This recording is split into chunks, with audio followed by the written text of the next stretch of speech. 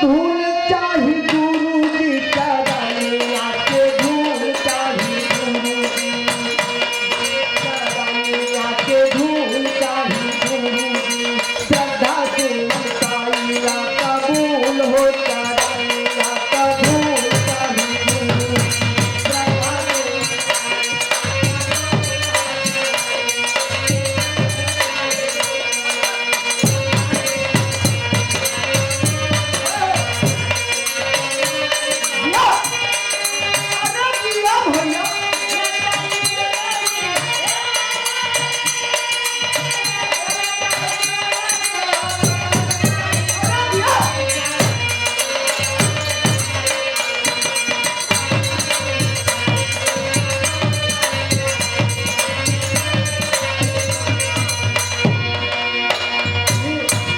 हमरे गुरुजी जेकरे शरण में हम गाँव बजाना सीखा थे श्री संजय कबीर जी के चरणों में बार बार प्रणाम हो और यहाँ उपस्थित सभी जनता के एक स्वर से कहना हो।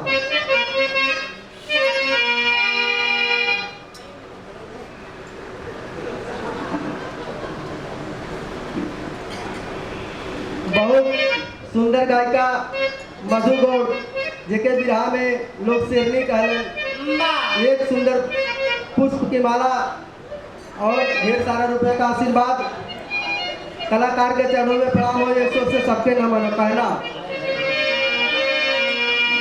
अरे गुरु ब्रह्मा गुरु विष्णु गुरुवर महेश हो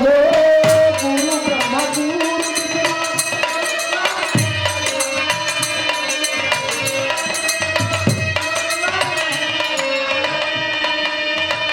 हमरे राजकुमार यदुवंशी भैया बिरहा के भूमिका कलाकार हुए भैया के तरफ से एक सुंदर माला और ढेर सारे रुपए का आशीर्वाद हो भैया के चरणों में प्रणाम हो यह स्वर से सबके नमन हो कहना।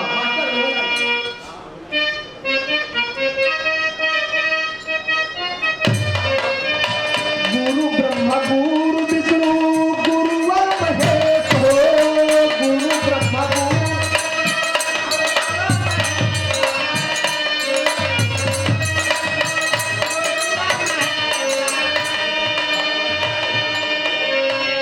भरत यादव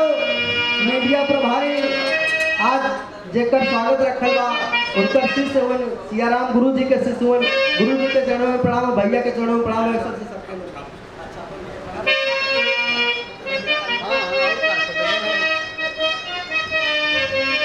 गुरु ब्रह्मा गुरु विष्णु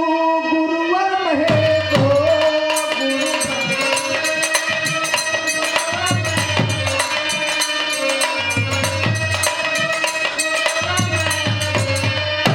अरे गुरु के चरनिया में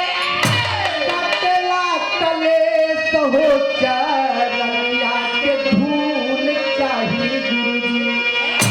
और श्रद्धा सुमन का लीला कबूल हो चरनिया के धूल चाही गुरु जी श्रद्धा सुमन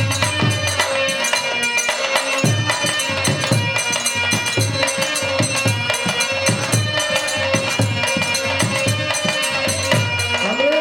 बता भैया वीरेंद्र बासुरी के तरफ से आशीर्वाद हो भैया के चरणों में प्रणाम हो कहना। गुरु जी अरे गुरु अरे बिहार